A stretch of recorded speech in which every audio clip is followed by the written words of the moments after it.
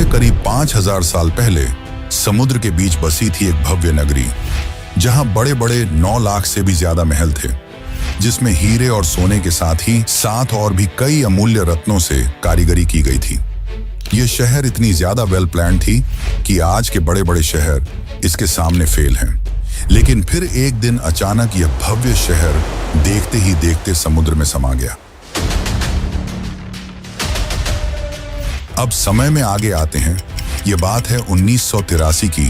गुजरात के ओखा तट के पास अरब सागर की लहरें एक अजीब सी बेचैनी के साथ किनारे से टकरा रही थी। भारतीय पुरातत्वविदों की एक टीम गोताखोरी के उपकरणों से लैस समुद्र की सतह पर खड़ी थी। किसी को नहीं पता था कि कुछ ही क्षणों बाद वे एक ऐसा दृश्य देखने वाले हैं जो इतिहास की धारणाओं को हिला देगा।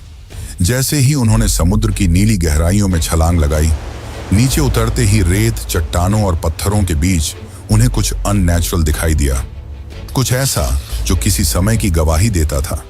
उनका शरीर थम गया, सांसें रुक गईं और आंखों के सामने जो दृश्य था उसने इस सवाल को जन्म दिया, क्या ये वही नगरी है जिसका जिक्र हजारों साल पुरानी किताबों में हुआ है? क्या सचमुच समुद्र की गहराइयों में एक पूरा शहर दफन है? उनके सामने जो दृश्य था उसे देखकर वे दंग रह गए। बड़ी बड़ी चट्टानें, ऊंची ऊंची दीवारें जिनमें भव्य कारीगरी की गई थी, मानो पानी के अंदर पूरा शहर बसा हो। यह कुछ और नहीं बल्कि यह थी श्री कृष्ण की डूबी हुई नगरी द्वारका। दोस्तों, बहुत पहले से ही महाभारत और रामायण जैसे दिव्य ग्रंथों को मिथ यानी कि किस्से और कहानियों की तरह बताया जाता है, और उन्हीं एक किस्से कहानियों में लिखी थी इस भव्य नगरी द्वारका के बारे में, और इसे भी बहुत समय से काल्पनिक कहानी की तरह ही बताया गया। लेकिन जब 1983 में डॉक्टर SR राव और उनकी टीम ने इस नगरी को खोज निकाला, तो इसने उन लोगों को सोचने पर मजबूर कर दिया जो इसे सिर्फ मिथ मानते थे। डॉक्टर SR राव ने डिटेल्ड आर्कियोलॉजिकल सर्वे और रिसर्च के बाद यह कंफर्म किया कि यह वही द्वारका नगरी है जिसका वर्णन महाभारत और हरिवंश पुराण में मिलता है। तो आखिर ऐसा क्या हुआ कि द्वारका जैसी समृद्ध शहर एक ही झटके में पानी के अंदर समा गई, और रिसर्च के दौरान डॉक्टर राव और अन्य आर्कियोलॉजिस्ट को ऐसा क्या मिला जिसने उन्हें चौंका के रख दिया? तो आज की इस डॉक्यूमेंट्री में हम जानेंगे उस द्वारका के निर्माण की कहानी जिसे समुद्र की लहरों को भी पीछे छोड़ देना पड़ा था, उस श्राप की सच्चाई जिसे सुनकर स्वर्ग तक कांप उठे थे, और उस ऐतिहासिक खोज की पूरी प्रक्रिया जिसने सदियों पुरानी पौराणिक कथाओं को जमीन या कहिए समुद्र पर लाकर रख दिया। हम जानेंगे कि कैसे डॉक्टर SR राव और उनकी टीम ने समुद्र की गहराइयों में उतरकर उस नगरी के अवशेष खोज निकाले जिसे लोग सिर्फ कहानी मानते थे।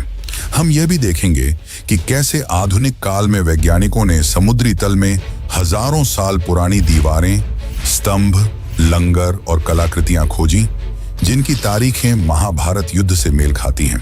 तो चलिए इस रोमांचक सफर की शुरुआत करते हैं, जहां पुराण, पुरातत्व और विज्ञान मिलकर उस नगरी की कहानी सुनाएंगे जो हजारों साल पहले स्वर्णिम थी, फिर श्रापित हुई और अंत में लहरों में समा गई।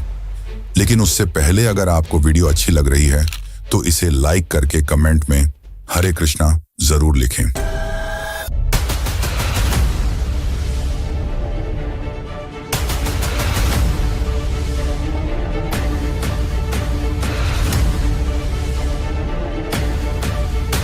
Dwarka and came to the conclusion that it was the Dwarka of Mahabharata.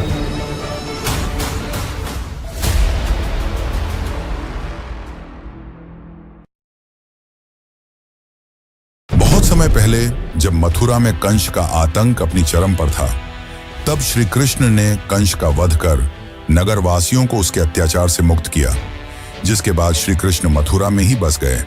लेकिन कंस की मृत्यु से क्रोधित होकर कंस के ससुर जरासंध ने मथुरा पर लगभग 17 बार हमले किए। हालांकि इन हमलों में जीत श्री कृष्ण की ही हुई, पर बार बार इन हमलों से परेशान होकर श्री कृष्ण ने मथुरा छोड़कर चले जाना ही उचित समझा, और इस निर्णय ने उन्हें प्रेरित किया एक असाधारण नगरी के निर्माण करने का, जो थी द्वारका। श्री कृष्ण समुद्र तट पर गए और समुद्र देव से प्रार्थना की, हे वरुण देव, मुझे मेरी प्रजा के लिए शांति और सुरक्षा चाहिए। मुझे अपनी गोद से एक टुकड़ा भूमि दो जहां मैं एक नई नगरी बसाऊं। वरुण देव मुस्कुराए और उन्होंने श्री कृष्ण को समुद्र के बीच 12 योजन यानी कि लगभग 153.6 किलोमीटर भूमि दान में दी, जिसके बाद गॉड ऑफ आर्किटेक्ट यानी कि भगवान विश्वकर्मा को इस नगरी के भव्य निर्माण का कार्य सौंपा गया। अंततः उन्होंने इस भव्य नगरी का निर्माण संपन्न किया। महलों की ऊंचाई जैसे आकाश को छू रही थी, दीवारें सोने की थीं, फर्श चांदी के। नगर के चारों ओर विशाल द्वार थे, इसीलिए इस नगरी का नाम पड़ा द्वारका यानी द्वारों का नगर।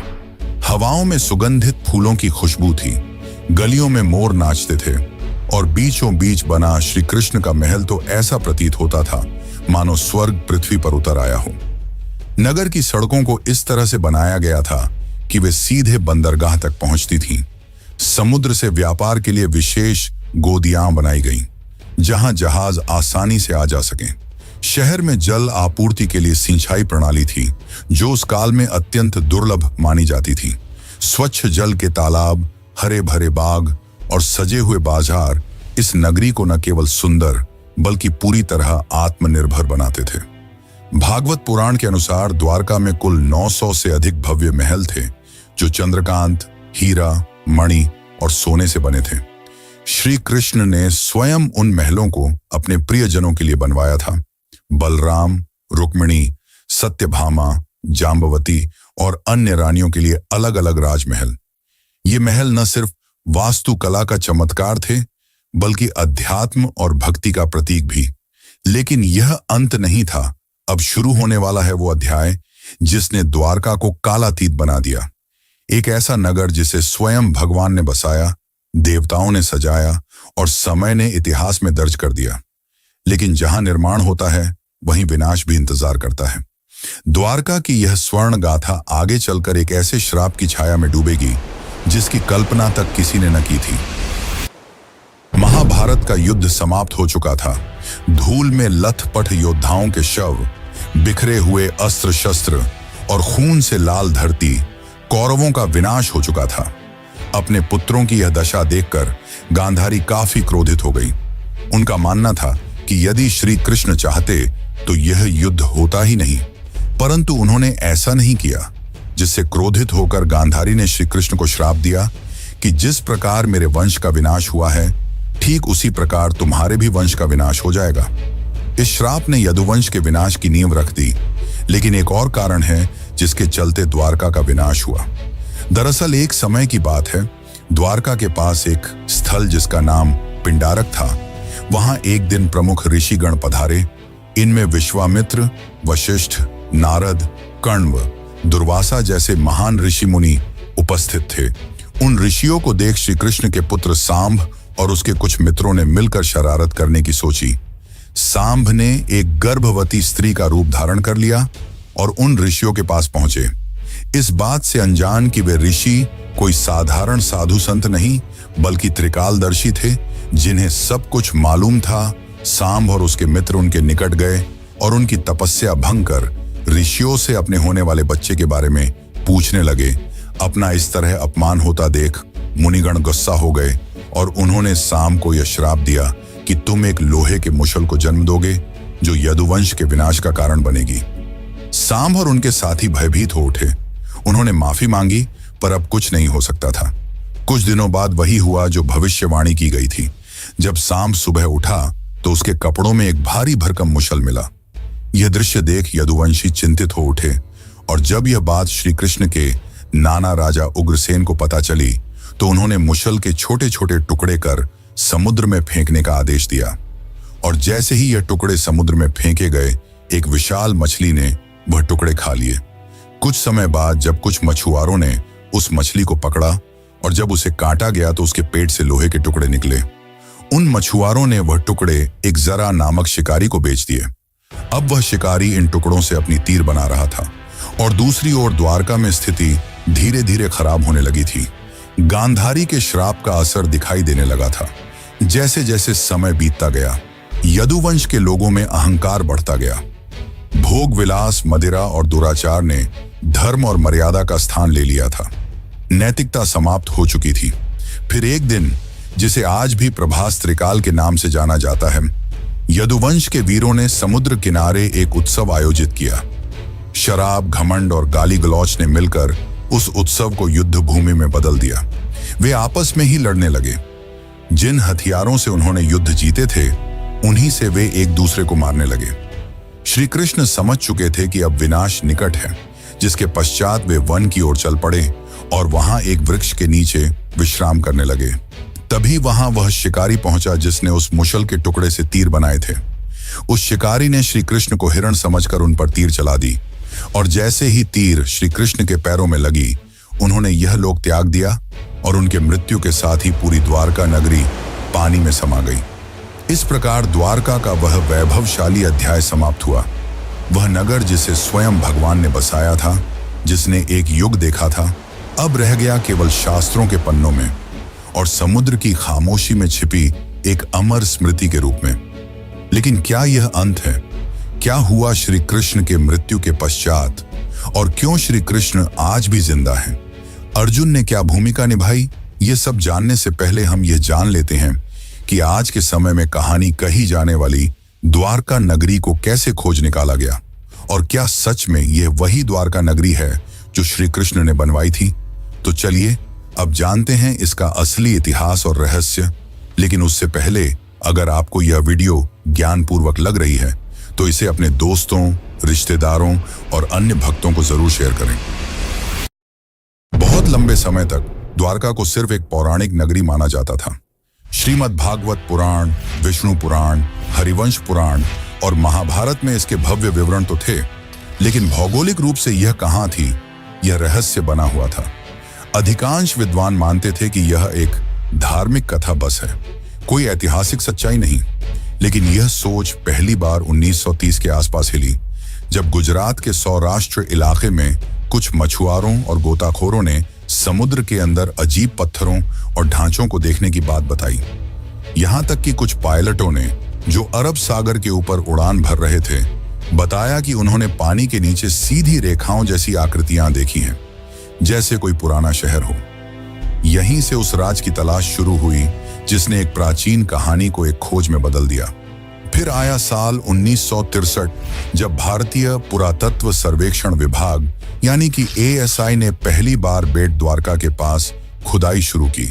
ये वही इलाका था जिसे स्थानीय लोग सदियों से भगवान श्री कृष्ण की नगरी मानते आए थे।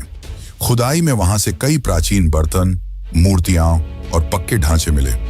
इससे ये तो साबित हो गया कि यह जगह काफी पुरानी है, लेकिन इससे द्वारका की असली पहचान अभी भी पूरी तरह साफ नहीं हुई थी। इसके कुछ साल बाद 1970 के दशक में एक और बड़ा सुराग मिला। जामनगर के सरकारी रिकॉर्ड में एक प्राचीन ताम्रपत्र का जिक्र था, जो करीब 6ठी शताब्दी का बताया गया। यह ताम्रपत्र सिंधदत्य नाम के राजा से जुड़ा था और उसमें साफ साफ लिखा था कि यहाँ भगवान श्री कृष्ण निवास करते थे।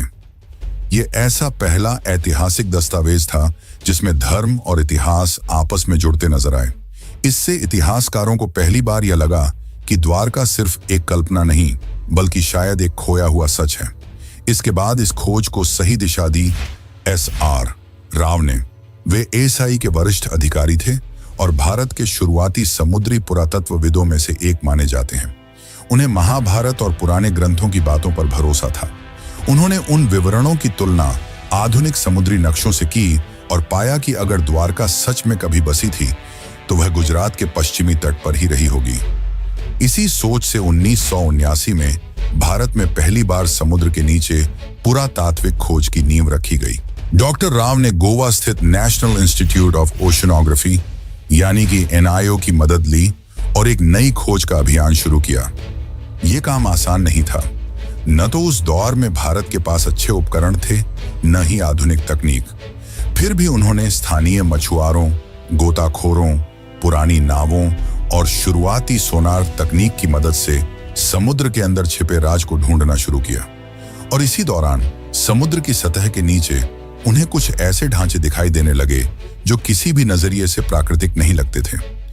वहां पत्थरों की लंबी दीवारें थीं, बड़े बड़े खंभे थे और ऐसे लंगर भी मिले जो साफ बताते थे कि वहां कभी जहाज आते जाते रहे होंगे।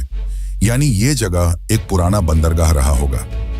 लेकिन ये तो बस शुरुआत थी, असली खुलासे तो अभी बाकी थे। 1979 की खोज ने एक ऐसा दरवाजा खोल दिया था जिसके पीछे छुपी थी एक बहुत पुरानी, लगभग भूली हुई कहानी। अब 1980 का दशक उस कहानी को सच साबित करने की जिद बन चुका था, और इस जिद की सबसे बड़ी वजह थे doctor S.R. Rao. Doctor Rao को महाभारत और पुराणों में लिखी बातों पर पूरा भरोसा था। उन्होंने उन ग्रंथों के नक्शों और विवरणों को पढ़ा, समझा और फिर आधुनिक समुद्री मानचित्रों से मिलाया। उन्हें यकीन था कि श्री कृष्ण की वो नगरी, जिसे दुनिया ने बस एक कहानी मान लिया था, वो कहीं ना कहीं अरब सागर के नीचे आज भी मौजूद है। लेकिन उनका ये सफर बिल्कुल भी आसान नहीं था। उस समय भारत में समुद्री खुदाई यानी कि मरीन आर्कियोलॉजी एक बिल्कुल नया क्षेत्र था। न सरकार के पास इस काम के लिए पर्याप्त पैसा था, न वैज्ञानिकों को इस बात पर भरोसा कि समुद्र के नीचे कोई शहर भी हो सकता है। बहुत सारे लोग इस प्रयास को बस धार्मिक सोच का हिस्सा मानते थे।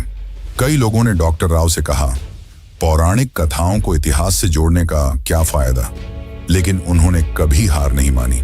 डॉक्टर राव ने ASI और गोवा के नेशनल इंस्टीट्यूट ऑफ ओशनोग्राफी के साथ मिलकर एक समुद्री अभियान शुरू किया। इंडियन नेवी के गोताखोरों की भी मदद ली गई, लेकिन चुनौती सिर्फ यह नहीं थी कि लोग विश्वास नहीं कर रहे थे। असली मुश्किल थी टेक्नोलॉजी और संसाधनों की कमी। उस समय न तो सोनर जैसी आधुनिक तकनीक थी, न ही पानी के अंदर काम करने वाले रोबोट्स। डाइवर्स को अपने हाथों से समुद्र की सतह को टटोलना पड़ता था। 1980 के दशक में, यानी लगभग 40 साल पहले, समुद्र में जाकर खुदाई करना कोई आसान काम नहीं था। इसके लिए archaeologist, divers, oceanographers, under water photographers, historians, geologist और बहुत से टेक्नीशियनों की जरूरत होती थी। इतनी बड़ी टीम को बनाना और उन्हें काम पर लगाना अपने आप में एक बड़ा काम था। फिर भी राव ने हार नहीं मानी। फंडिंग की इतनी कमी थी कि उन्होंने अपने वेतन से टीम का खाना तक खरीदा।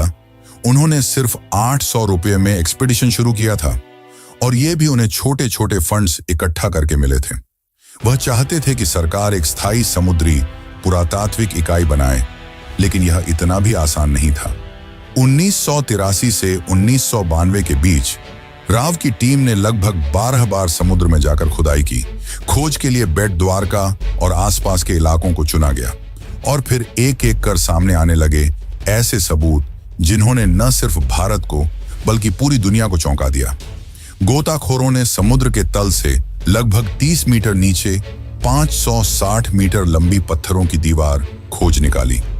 ये कोई प्राकृतिक बनावट नहीं थी, ये इंसानों द्वारा बनाए गए शहर की दीवार थी।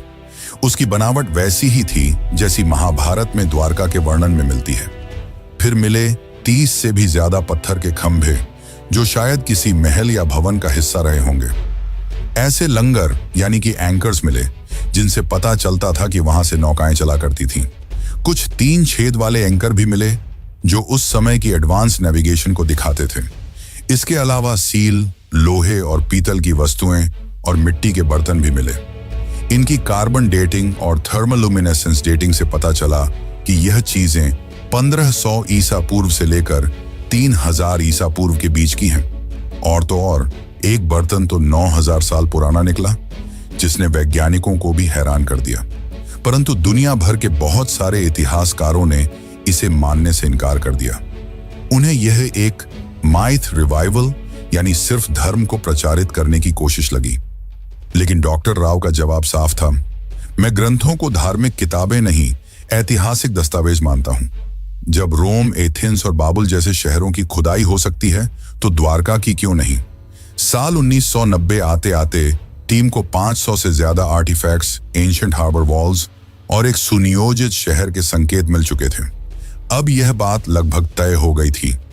द्वारका कोई कल्पना नहीं, वह एक असली, समृद्ध और व्यवस्थित सभ्यता थी जो समुद्र में समा गई। लेकिन अभी तो सिर्फ सतह खुली थी। असली राज तो समुद्र के और अंदर छुपा था, और वहीं से शुरू होता है अगला अध्याय। 1990 तक डॉक्टर S.R. राव और उनकी टीम ने साबित कर दिया था कि द्वारका सिर्फ एक पौराणिक कथा नहीं, बल्कि एक डूबी हुई सच्ची सभ्यता थी। लेकिन अब जरूरत थी और भी ठोस वैज्ञानिक सबूतों की, ताकि दुनिया भी मान ले कि भगवान श्री कृष्ण की द्वारका असली थी और वाकई समुद्र में समा गई थी। इन सबूतों से यह तो साबित हो गया था कि द्वारका सिर्फ किस्से कहानियों में नहीं बल्कि सच में थी और काफी ज्यादा वेल प्लान थी। लेकिन उस समय फंडिंग की कमी की वजह से इसके रिसर्च को रोक दिया गया। फिर साल 2001 में इस दिशा में एक बहुत बड़ा कदम उठाया गया। भारतीय पुरातत्व सर्वेक्षण और NIOT यानी कि national institute of ocean technology ने मिलकर एक बड़ा वैज्ञानिक अभियान शुरू किया।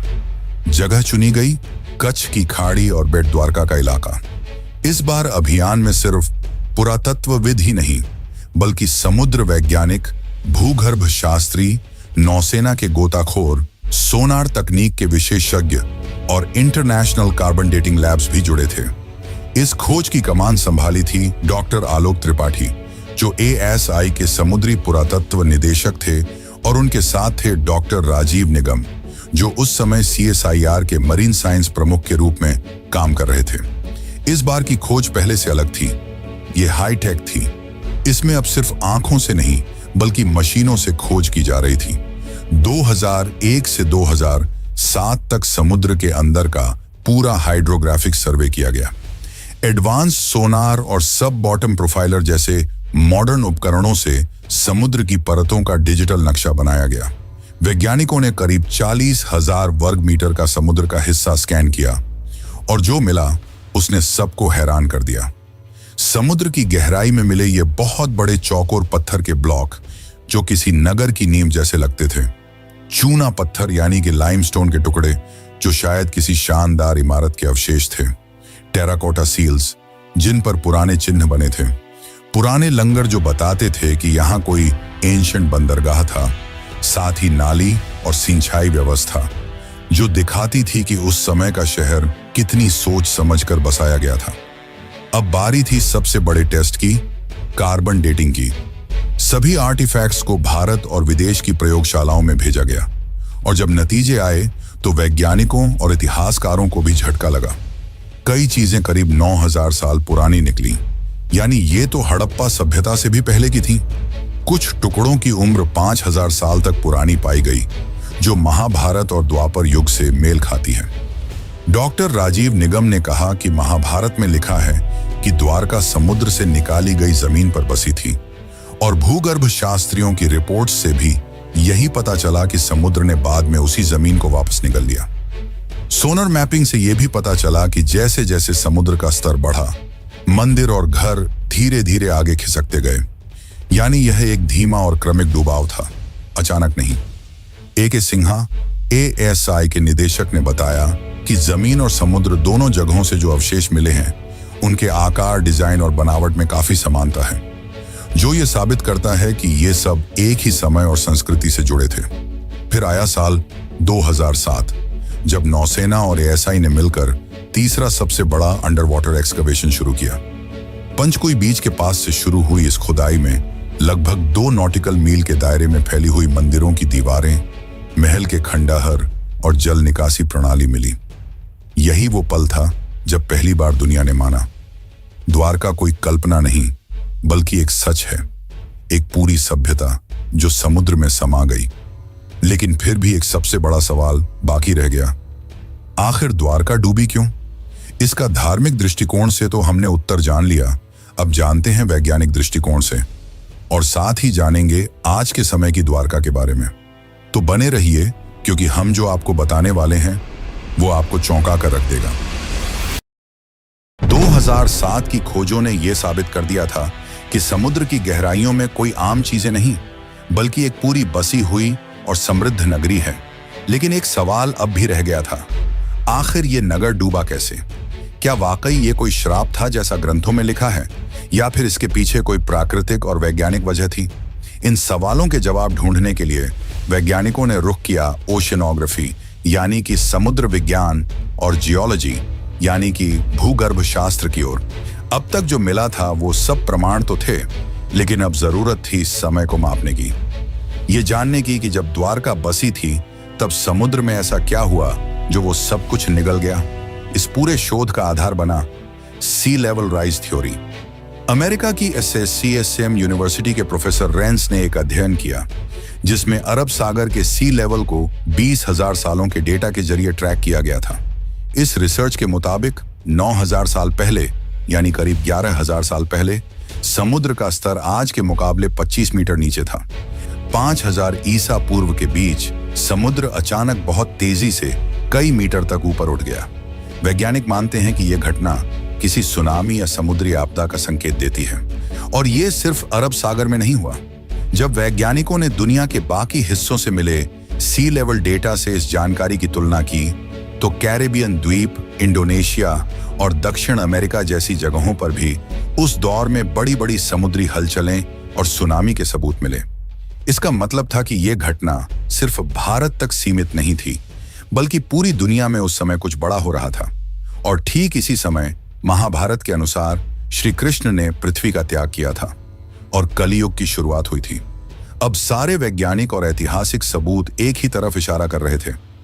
द्वारका का डूबना कोई कल्पना नहीं, बल्कि एक सचमुच की ऐतिहासिक घटना थी जिसमें प्राकृतिक आपदा, समय का चक्र और शायद कर्मों की प्रतीकात्मक कहानी सब एक साथ जुड़ गए थे। और फिर आया साल 2024 जब भारत सरकार ने इस पूरे रहस्य को दुनिया के सामने लाने का फैसला किया। 25 फरवरी 2024 को प्रधानमंत्री नरेंद्र मोदी खुद गुजरात के पंचकुई बीच पहुंचे। उनके साथ थी भारतीय नौसेना, ASI, NIOT और वैज्ञानिकों की एक टीम जो स्कूबा डाइविंग से समुद्र की गहराइयों में जाने वाली थी, वहीं जहां श्री कृष्ण की नगरी कभी खड़ी थी। ये कोई आम डाइव नहीं थी, ये इतिहास से साक्षात्कार था। जैसे ही प्रधानमंत्री समुद्र में उतरे, वहां पत्थर के स्तंभ, लंगर, मंदिर की नींव और प्राचीन दीवारें दिखाई दी। मोदी जी ने खुद समुद्र की गोद में मोरपंख अर्पित किया, जो श्री कृष्ण की स्मृति और भारत की सनातन विरासत को फिर से जीवंत करने का प्रतीक था। इसके बाद उन्होंने द्वारिकाधीश मंदिर में जाकर श्री कृष्ण और रुक्मिणी माता के दर्शन किए। मंदिर की 52 गज की ध्वजा, जो हर दिन 5 बार बदली जाती है, आज फिर हवा में लहराई, मानो ये संकेत दे रही हो कि द्वारका की सच्चाई अब दुनिया के सामने है। आज की तारीख में द्वारका 2 भागों में बसी है। एक जो है जहां लाखों श्रद्धालु हर साल दर्शन के लिए आते हैं, और दूसरी जो समुद्र के नीचे है, जिसे आज पूरी दुनिया जानती है the lost city of Krishna के नाम से। इस 90 साल की खोज, संघर्ष और वैज्ञानिक यात्रा ने दुनिया को यह दिखा दिया कि श्रद्धा सिर्फ आस्था नहीं, वो इतिहास की नींव भी बन सकती है। द्वारका सिर्फ भारत की कहानी नहीं है, ये पूरी मानव सभ्यता की याददाश्त है, जो ये सिखाती है कि सत्य और संस्कृति को भुलाया नहीं जा सकता, चाहे वो कितनी भी गहराई में क्यों ना छुपा हो। और इसीलिए आज भी द्वारका जिंदा है, कभी मंदिर की घंटियों में, कभी समुद्र की लहरों में और अब वैज्ञानिक रिपोर्टों में भी। तो चलिए मित्रों, अब चलते हैं अपने आखिरी अध्याय की ओर। शताब्दियां बीत गईं, युग बदले, राजवंश मिटे, सभ्यताएं उगती और गिरती रहीं, लेकिन समुद्र वो आज भी मौन है, शांत, गूढ़ और रहस्यमयी। उसकी लहरों के नीचे दबी द्वारका की नगरी आज भी जैसे किसी इंतजार में है, न जाने किसके लिए। शायद उसके निर्माता श्री कृष्ण के फिर से लौट आने के लिए, या शायद इस धरती के इंसानों के उस बोध के लिए जब वे केवल इतिहास नहीं, अपनी आस्था में छिपे सत्य को भी पहचानना सीखें।